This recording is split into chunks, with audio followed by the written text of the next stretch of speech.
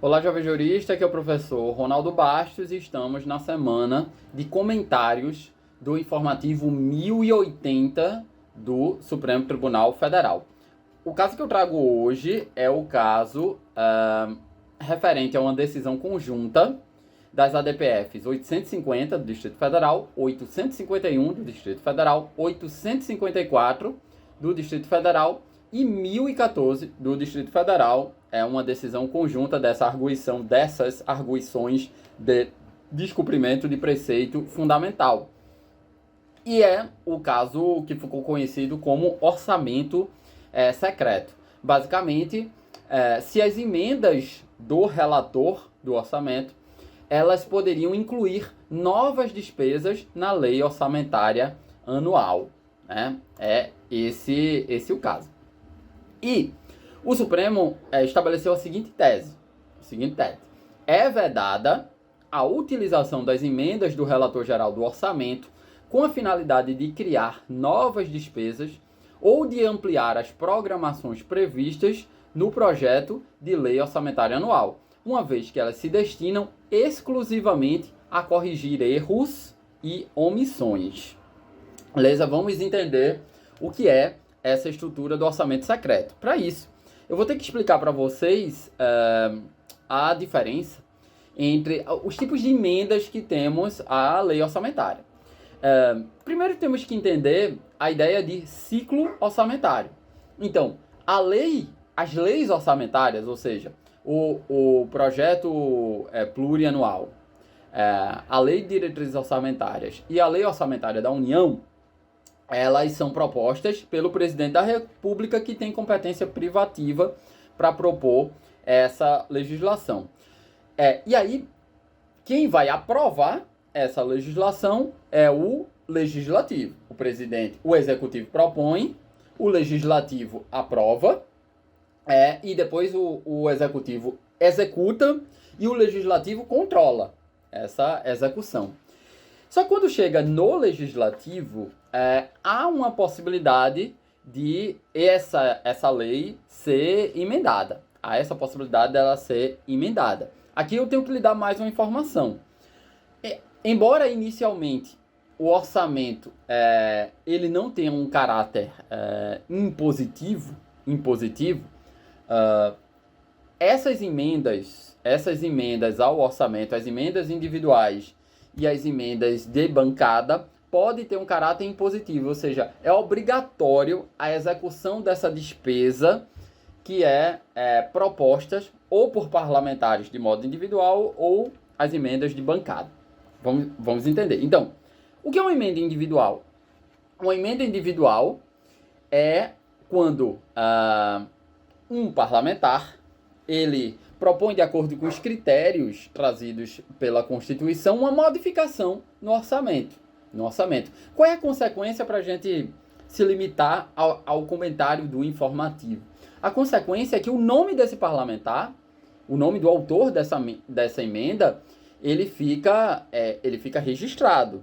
E a quantidade de emendas individuais é distribuída equitativamente, igualmente entre esses parlamentares. Mas quando a sociedade civil ela tem conhecimento de qual foi o parlamentar que propôs essa emenda.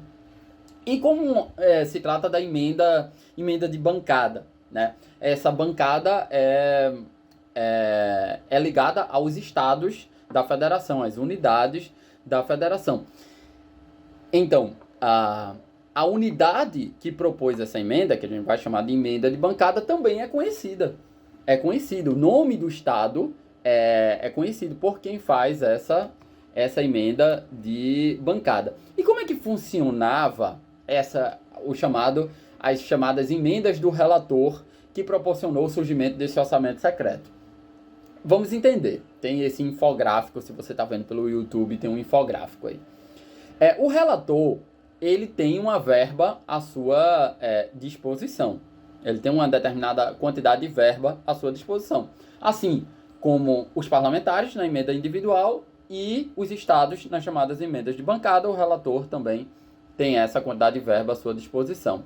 E aí, o relator passa a negociar essa verba.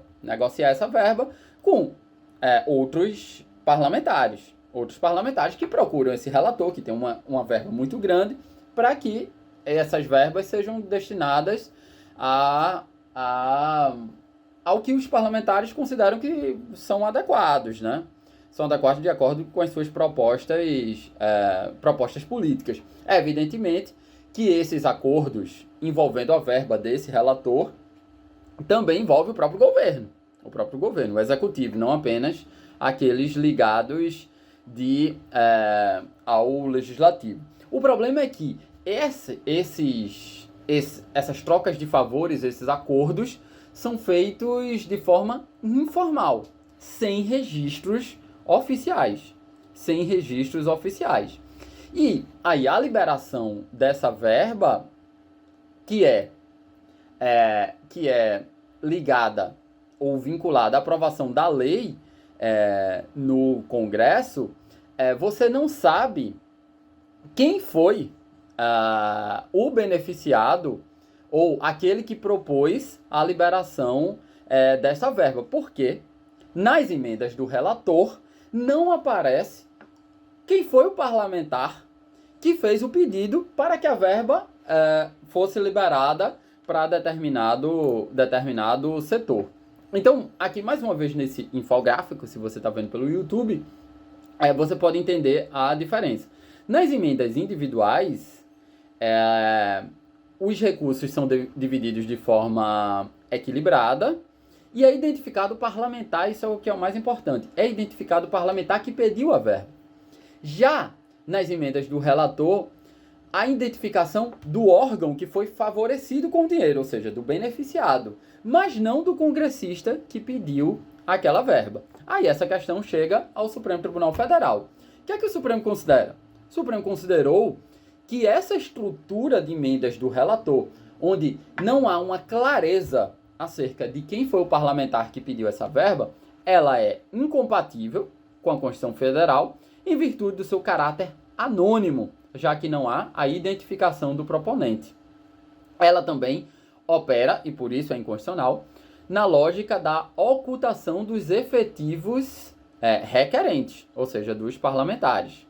E aí, o que impede uma possível verificação de caixa 2, de atos de corrupção, de lobbies ilegítimos, etc.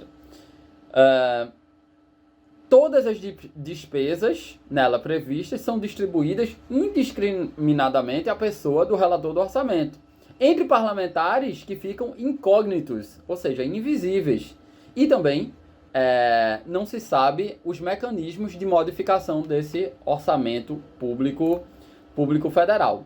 Então, isso ofende ainda o Supremo Tribunal Federal considera que ofende o postulado republicano, res pública, né? A defesa da coisa pública. A gente está fazendo de um modo sigiloso algo que deveria ser publicizável.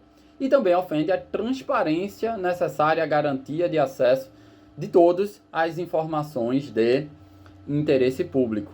Também ofende aos princípios da máxima divulgação, da transparência ativa, que é aquela transparência em que o poder público é obrigado a divulgar os dados independentemente de requerimento, a acessibilidade das informações, o fomento à cultura da transparência e do controle social, tudo nos termos da LAI, né? Lei de Acesso à Informação.